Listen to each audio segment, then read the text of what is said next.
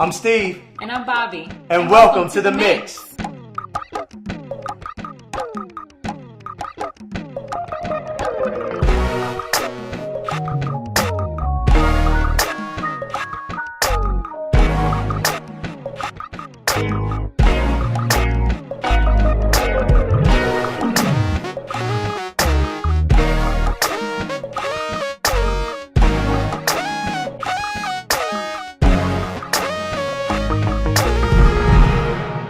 All right, so thank you guys for joining us today. I really appreciate you guys coming in and spending time with us on The Mix. So tonight, we're going to talk about an issue, baby, that is near and dear to my heart. Pockets. To my pockets, all right? We're going to be talking about money, all right? That's...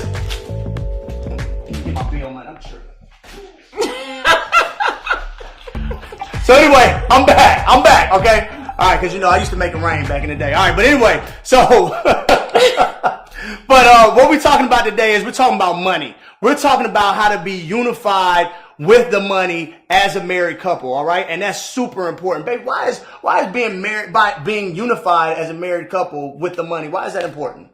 Well, I think, it's not about why it's important. It's just the fact that it is important. It is. Yeah, it's so important. When you're unified with the money, you're moving in the same direction. The thing about it is, a lot of people, I kind of don't want to jump into this, but let's just dive right in. Don't do it. The separate accounts. The separate accounts. Dun, dun, dun. Dun, dun, dun. I know that's one of those questions that most married couples ask us. Should we join bank accounts or should we maintain separate accounts? When you have separate accounts or you deal with your money in separate ways, you're not being held accountable at all. Well, here's the deal. But let's just be fair. Like, what is the motivation behind the separate accounts? Because, all right, do I have a separate account because I don't want you to see what I'm doing with my money? Is that the same reason for you? Or is there another reason as why we have separate accounts and then we have one joint account? I mean, I'm not going to sit here and tell you that, there's one way to do it. Yeah. But you have to see what the motivation behind it is. Yeah. I'm going to be honest with you.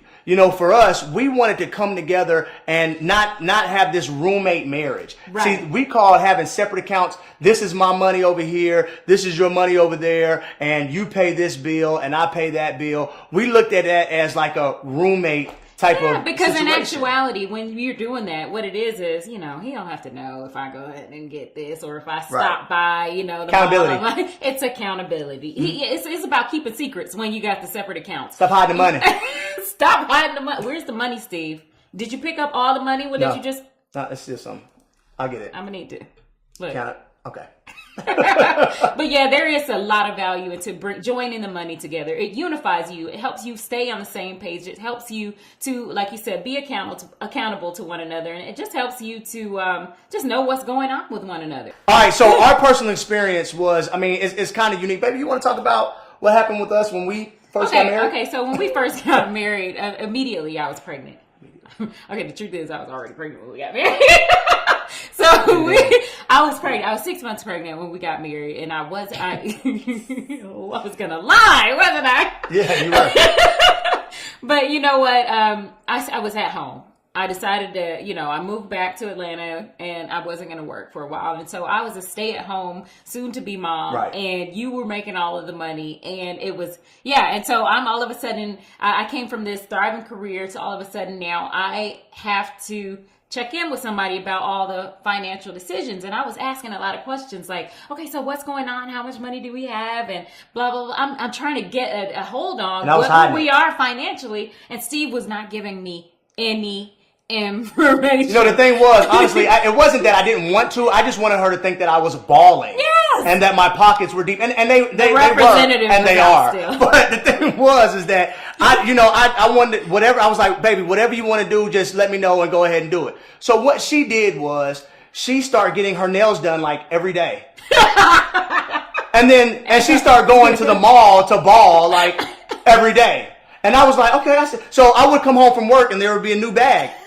And I was like, what is this? And she was like, I just stole something. Then the next day, what is that? And then, and after a while, I was like, honey, I think that you need to stop spending money. Well, you know what? Let me just talk from my perspective. It was very intentional. It's not that I was a shopaholic. It's not that I just, had to have the latest this or the latest that. The real deal was I was pregnant and I was tired of going to the mall and tired of hitting up every store. Sometimes I just wanted to stay home. But when he would not tell me how much money we had, I said, oh, I know how to find out how much money you got. Spend it out. Just start spending it. And when he started sweating, I was like, oh, okay. We're not balling. We're not balling. We don't have as much money as you like to put on. No, but the thing was, and what I found out, what I had to learn was I had to be open. This was something that we had to put out on the table. This is something that you want to make sure that you do with your spouse. Be open about the finances, about the money, how much is in there, what's the budget. Make sure that we talk, all right? Yeah. All right, so cool. So the next part of the show is our favorite segment, all right? Ask BS. All right, so the first question comes from Ashley from College Park, Georgia, and she wants to know, she said, this is her question. She says, the person that makes the most money in the marriage, should they be the financial decision maker? I don't think so. I absolutely don't think. Well, I'm not going to say no. I'm going to say that the person with who's the best with it, who is the best financially. It's always somebody that's stronger than the other person. There's always somebody that makes the most logical decisions when it comes to the money, or can see the future, or I kind of disagree a little bit. Well, here's the deal. What? I think that you need to be. First of all, it's a partnership. Y'all need to come in this thing together. Nobody should have more authority than the next person, because I believe that, say if you have a stay-at-home wife and the husband, makes all the money, or vice versa. I don't think that person that goes to work should make all the financial decisions. This is a partnership. That's not what I'm saying, though. I'm saying that the person who has the most financial knowledge, I'm not saying it's a final say, but they can pay the bills. They can handle most of the money situations. They can say, okay, this is what the plan is. Let me know what you think. Okay. I agree. Okay, so I like that part. Let me know what you think. Not, this is what we're going to do, because I'm better than you with the money. Or I'm better than you with money.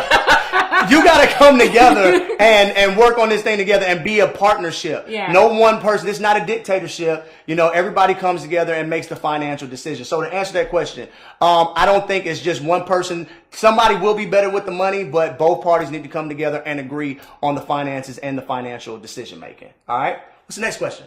Well, the next question comes from Sam in Sacramento, your hometown. Sacktown. Shout out, Sam. Sacktown. Sacktown. Okay, Sacktown. I guess it's cool. It is. What's the question? Okay, Sam in Sacktown wants to know, how do you surprise your spouse if the accounts are joint? How do you surprise your spouse if the accounts are joint? Well, I like that. Checking every money. I like that. I like that. I think that it's important not to micromanage your spouse. Okay. So I think that you accomplish that with allowances. Oh, okay. You know what I mean? Just say every single month, here, you take out X amount of dollars. Now, yeah, you may be surprised, but, at the end of the day, you're going to know, well, it was in the $100, $200 range in your allowance.